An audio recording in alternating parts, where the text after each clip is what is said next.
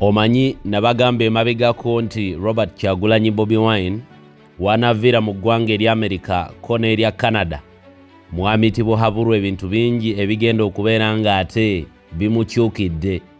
Bwe twogerera olunaku olwaleero mu ggwanga erya Canada Robert Kyagulanyi Bobi Wine gyali era nga olukuŋŋaana luno olugenda okubeerawo wakati wanga 16 lwe lunaku olwaleero nenga 18 yatandikiddewo dda okubeera nga amiitinga abakungu ab'enjawulo naye nga yatandikidde mu bannayuganda ate oluvannyuma agende abeere n'entuula empitirivu. Nabagambye ng'ali mu ggwanga erya Amerika nti yafunye meeting ey'akafubo gye twategeddeko omugo mu nkubo ey'omukyala akulembera Democratic Party oba akiikiridde Democratic Party mu kalulu akabindabinda mu ggwanga erya Amerika amanyikiddwa nga Kamara, era nga bingi bye bamulungudde mwetefutefu okumuyirawo omubiri wakati mu mbeera ey'obunkenke obuli mu ggwanga lino erya Uganda. Ate nga nina obukakafu mu mutima gwange n'obuvumu nti Kamara yandifundikira nga yagenda okuddako okulembera eggwanga eryo erya Amerika. Bino nno olugudde matu ga mwami Yoweri Kaguta ati buhabulwa Adukidde mu European Union okwenunula mbiina mu bujjuvu ngenda kubeera nga ndukuviira ku ntono. Njagala otandika n'okutumirako yonna gy'ompulirira nti webala okubeera nga weekuumidde nate ku mukutu Lugaba yebala akumpeeredde obulamu n'otuuka olwaleero ng'oli omu ku abo abatemya obukofu abafiiriddwako abantu bammwe. Omukama Katonda yongera okubatuweera ekiwummulo eky'emirembe. Mwami Yoweri Kaguta ati buhabulwa agobye bumale nate bw'atyo ng'enkola ye bw'ebadde nga ejjeebeera kyovalamba ntera nnyo okubakuutira abaganda bange nti tetulina kulinnyamu ku kyawakati mu nteekateeka ey'okubunya enjiri n'okulaga amawanga g'e Bulaaya ebikolobera ebitukoleddwako gavumenti. Buli we tulinnyamu ku kyawakati gavumenti efuna oluwenda oba efuna akalembereza okugenda okulimbalimba amawanga ago n'ebitongole eby'enjawulo ebigivujjirira. Era leero we bukeeredde ng'ekitongole ekya European Union kigambye nti newankubadde Uganda yateeka omukono ku anti-gay bill era nga kikimu ku bintu ebyali bituleetedde okubeera nga twawukana nayo ku bintu ebitali bimu naddala ku by'okugivujjirira. Olwaleero tulaba nti etteeka newankubadde baaliteekako omukono tebalinnyiridde nnyo mbu ddembe lya buntu. Awo nno we nkugambira nti EU ewaba era wakati nga amawanga nga Canada, Amerika ne UK gatadde envumbo ku bakungu ba gavumenti ya Uganda, amawanga agali mu European Union go gakyeyongerayo okukolagana ne gavumenti ya kuno kubanga waliwo upper hand eri mu kubeera nga ate evujjirira ab'amawulire mu EU, mawanga ga EU. Waliwo upper hand eri mu kubeera nti egulirira ba public figure abantu ab'amannya okubeera nga barebrandinga erinnya ly'eggwanga lino Uganda okumanya nga kyabulabe nnyo era bakyeraliikirira nnyo buli Bobi Wine wafulume ebweru w'eggwanga.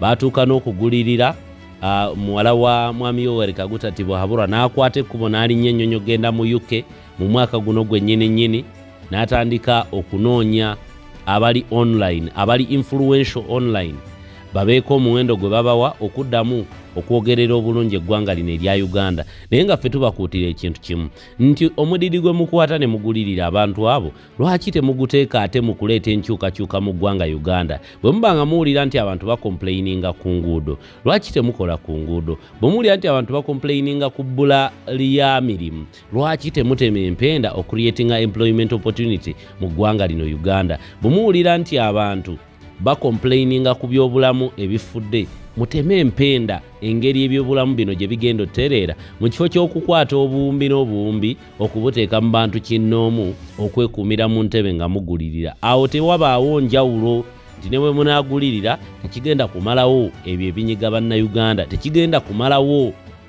luguudo lubi, tekigenda kujjawo bbula lya ddagala mu ddwaliro, tekigenda kujjawo bbula lya mirimu mu ggwanga okutuuka baganda baffe ne bannyinaffe owaŋŋanguka wano okugenda mu mawanga g'e Buwarabu. Kyova olaba nti omwami ono tibuhabulwa buli waawulira nti mwami Kyagulanyi afulumye eggwanga Uganda abeera mu bweraliikirivu obutagambika, abeera omutima gumuli waggulu gumwewanika kubanga amanyi nti naye myaka 4 bwe batuuka ne bamugamba kakati twagala otuwe ku accountability myaka 4 eggwanga olikoledde kiwalayi naye kennyini ng'omuntu alaba talina kyakoledde eggwanga accountability tagirina. Ebintu byonna eby'eggwanga byeyongera kuvunda. twalina ennyonyi mmeka, twalina Uganda Railway ng'ekola ekyaliwo ekola bulungi, operation y'emirimu gyayo ekola bulungi. Edda ebintu ebyavanga mu mawanga agatwetoolodde byayitanga mu train, kati olwaleero biyitawa? Abange omusolo guno ogubinikiddwa bannayuganda bagufunyeemu oba tebagufunyeemu? Emiwendo gy'ebintu girinnye lwaki? Gavumenti eri mu kuŋŋaanya muwendo okuva mu bantu mu kukulaakulanya ggwanga naye nga tegukulaakulanya muntu kinnoomu. Oddira otya obuwumbi n'obugabira abantu kinnoomu obwalijunnye eggwanga lyonna? Olwaleero muteekateeka fulumya biliyoni 5 kubeera mu ntuula mu buli kitundu ky'eggwanga mbu palamenti eshiftinge egende tule mu buli kitundu ky'eggwanga. N'obagamba ebitundu bye mugenda okutuulamu tebalina bibanyiga, lwaki temukwata obuwumbi obwo 5 ne mubuwaayo mu bitundu ebyo, oba ne muteekawo omukululo ogutagenda kukoma nga mubaako lwakiri project emu gye mukola mu buwumbi obwo 5 egguke mu bitundu ebyo. Ab'Ekaramoja tebalina mmere, ab'eggulu nabo bakabatwawa ng'antulege. Lwaki temukwata obuwumbi 5 bwe mwali badde mutwalamu meeting ku buyi bwabwe eya palamenti ne mubaako bye mubakoleramu? Balina enough water mu kitundu kyabwe, mubakoleremu bbowa. N'olwekyo byebintu bye tutunuulira ne tugamba nti abakulu bano balayika balina akawujje, balina ekikyamu. Katumale okwolekerako mu bigambo bya Lop, era nate avuddeyo n'awanda omuliro eri abo abamukonjera amangu ddala nga yakatuuka mu kibuga Ottawa mu Canada. Awanda muliro, Lop yalayidde ofaafagana n'abantu. Omanyi waliwo kipropaganda ekibadde kibungeeta ku mikutu emigatta abantu kyabadde bamuba, naye ng'omuntu agamba ye mwetefutefu okuttunka nabo mu mateeka, babeere nga baleeta bwino gwe balina, bajulire era bawe information ku babadde bajjanga boogera eby'omu nkubo mu Uganda Airline. Civil Aviation Authority yamuwa ejjuguli okubeera ng'ate abaako byabulankanye ebya lipoota. Ebyo byonna tubiina Lop ayogeredde e Canada, ate bwe mmala okuwa ebigambo bya Lop mbeere nga butereevu nkutwalirawo mu bigambo bya Bobi Wine ebitagenda kwerabirwa, ebitaddemu amitibwa habulwa ku bunkenke. Tetugenda kwolekerayo mu ggwanga erya Rwanda mu vidiyo eno, wabula neeyama vidiyo eddako ngenda kubeera nga mbikuwa mu bujjuvu. N'olwekyo gwe Munnayuganda ali eyo mukulu Adukidde mu European Union okwenunula wakati mu kubeera nti Uganda alaba nti ekintu kiyiika, ate nga ne Bobi Wine yayolekedde Canada ne mu Amerika. Tamulekeddeyo mirembe, buli gyakutte ekkubo n'agenda ayonoonye bwonoonyi. N'obwo obulimba bwabadde yateeka mitwe gy'abantu abo aba Amerika nabwabujabuludde kwa Bobi Wine. Buli waafuluma bw'ati abaako n'enjawulo gy'aleetawo, era nabagambye nti mugenda kulaba kati batandikiddewo okuddukira mu EU ku negotiatinga bannange EU tuyambe, EU tujune eri mu Amerika ne Canada bibi. Mu Ottawa banna Canada leero mumulidde empanga. Omukulu Robert Kyagulanyi Bobi Wine ali mu kitundu kyammwe, era ebigambo byonna nkimanyi bulungi nnyo nti agenda kubyogera omwagalo w'abangi, agenda kubyogera. Era ne Canada anytime from now ojja kulaba ng'erebaako action gyeteekinga wakati mu kubeera nti bawaayidde ate mmwe mukola omukwano gw'ebikukujju, mmwe mutali educated. Kati olwaleero tulina munnamateeka omujjuvu, kati gwe njagala okuwemu akafaananyi. Oli eyava eri atayina bumanyirivu bwonna, noono munnamateeka ayitidde mu mitendera egy'enjawulo, ayina emikono emingi mwayitidde, ate ng'ategeera n'embeera ya bulijjo. Gwani gwolaba anakutwala oba okwongerayo obulungi. Muve ku bino bye babagamba mbu nno ki. Gashumba namuwulidde ng'ayogera, nja kumuleeta mu bbanga eritali ddene. Kamaloba ebigambo bya Lop Sonyonyi, ate tweyongereyo mpolampola n'ebigambo by'omukulu Bobi Wine. Mbaagala nnyo Kamaloba we ebigambo bino ate tuddingane. I live in Chadondo East. Yes, 2-3 kilometers from Kitezi. And every day I get a notification. Oh, nemo familia yangu ndi wafudeo babili. Oh, nemo familia yangu ndi wafudeo basatu. I have a neighbor called Haji. Atenga mumanyi ba Haji. Wanabera one embassy. Ne walinga ino embassy. My friend Haji lost a family, a wife and 2 children. Baba lise enyumba tena bakola likako. But this is what happens every day. If it's not a Bududa story, it's going to be a Karamoja story. If it's not a Karamoja story, it's a Kasese story. Now it's coming closer. So many of those that thought, but the politics. Politics yabasanze belase. Nabazika. Simu taka na imu kasasiro. What happened is there is a thief who stole taxpayers' money. We told the thief, come clean about your theft. The thief refused to come clean about their theft. So we told the thief, you take your theft away. And the thief got annoyed. And we don't care. Actually, don't care that the thief got annoyed. The thief can go and join fellow thieves and they be there. And you know, sometimes when you go after the thieves, they'll try and concoct stories. When I arrived at the airport, a guy called Wisdom Kaye, is he here? No. He came with his microphone and he was saying, hey, kulika abayaye ba propaganda. I said, hey, this propaganda of 1.7 billion. Now that you said you have evidence, I want that evidence so that we fight thieves together, yeah? Mm-hmm. Said, you see, I was just giving my opinion and that kind of thing. So I've said I'll go all the way with this fellow because the thieves are empowering him. So those things will happen. Our president has been called all manner of things. Think that they have called us things. They've called us homosexuals. We are there with our beautiful wives, moreover. They've called us all manner of silly things, yeah? To try and get us off focus. But we have said no, we shall remain focused. And that's my plea to you here. Remain focused. It's more daunting when you are here in the diaspora. It's more lonely, you're not connected to back home. You hear too many things about yourselves, about back home.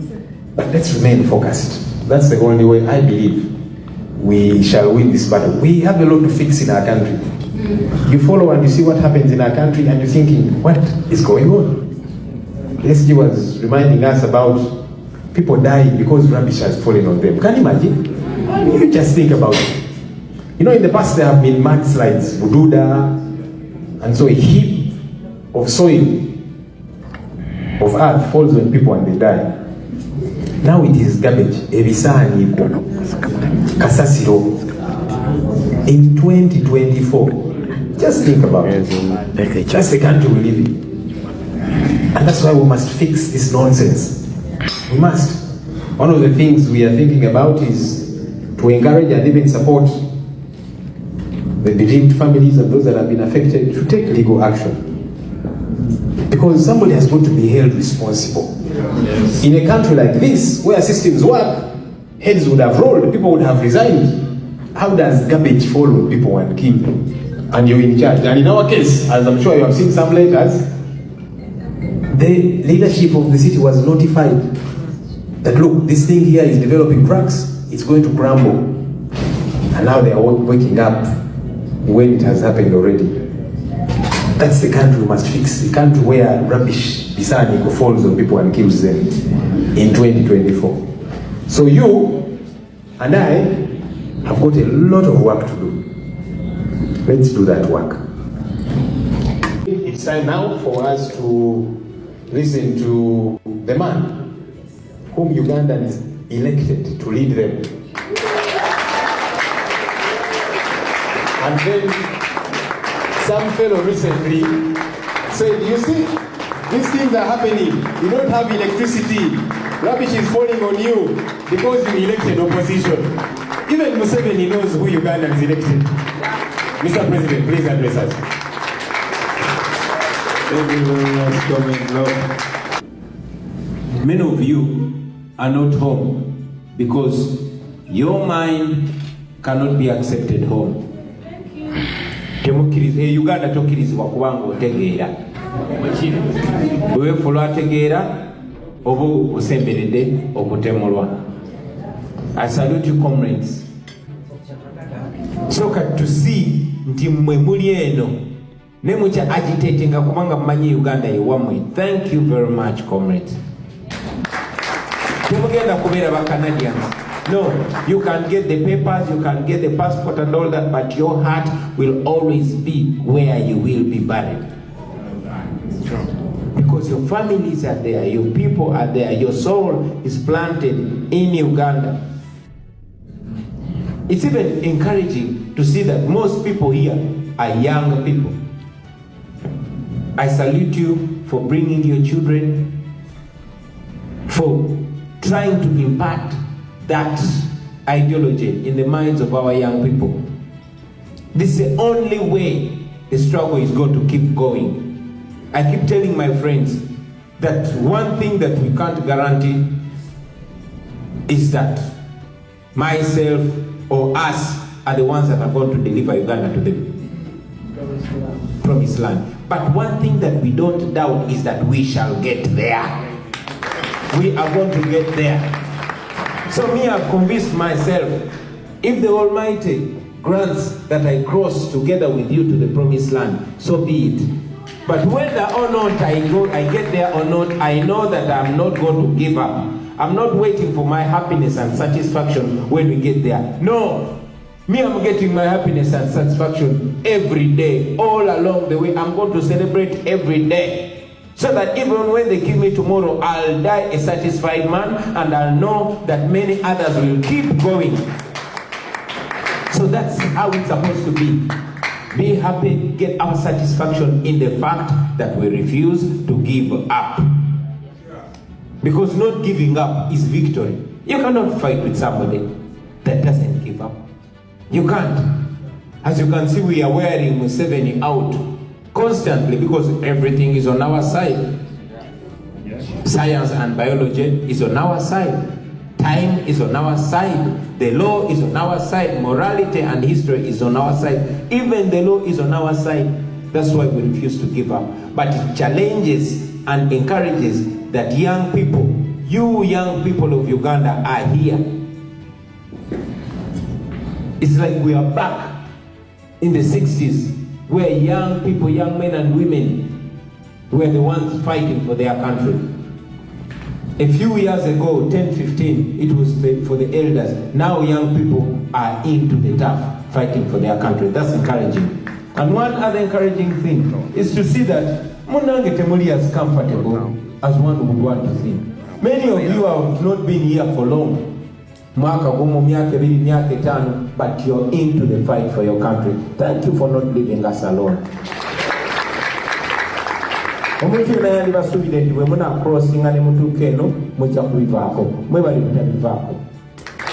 About home, the situation continues to be dire.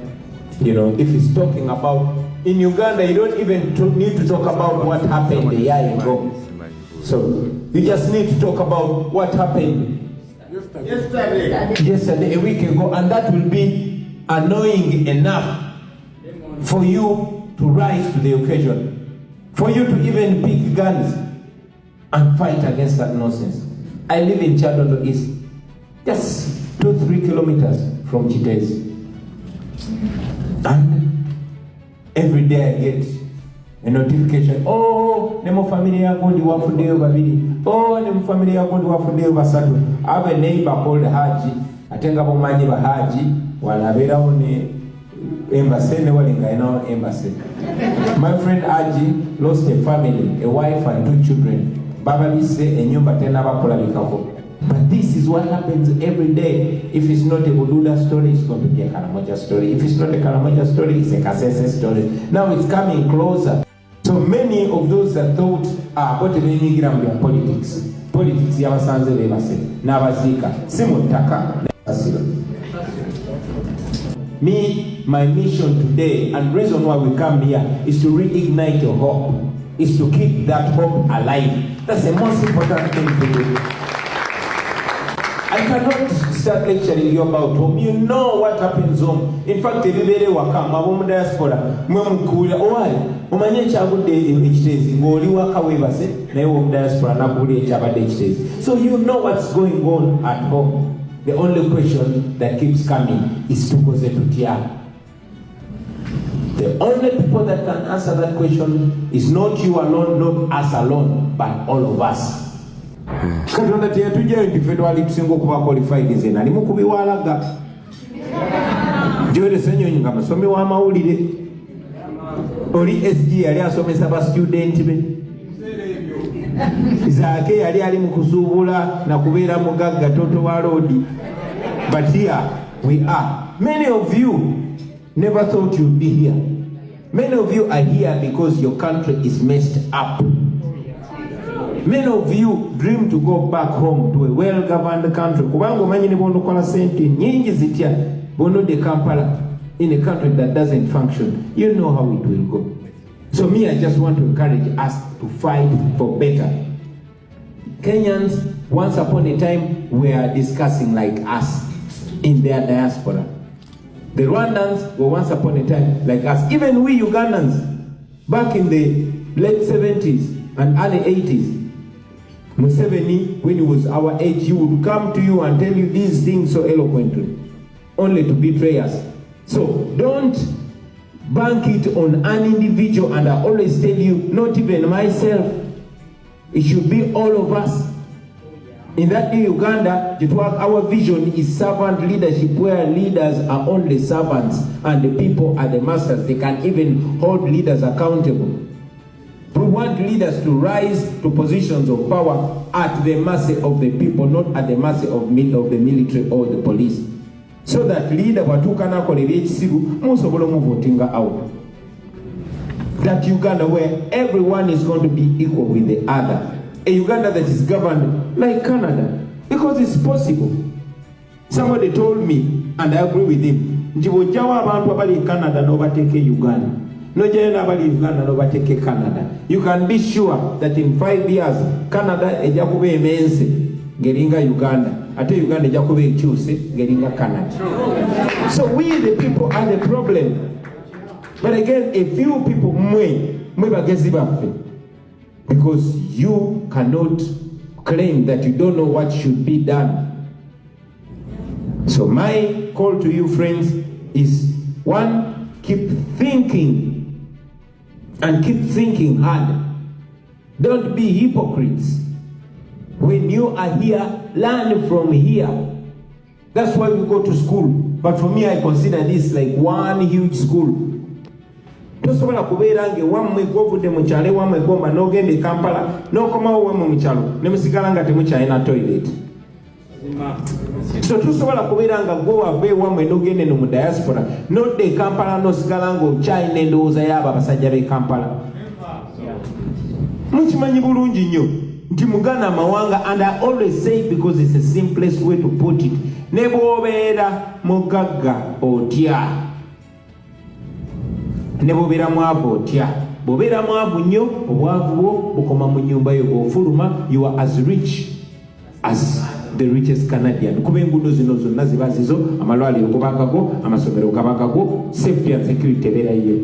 Naye wammwe Uganda ne bw'obeera mugagga otya, obugagga bwo bukoma mu nnyumba yo bw'ofuluma, obeera mwavu ng'omwavu asembayo.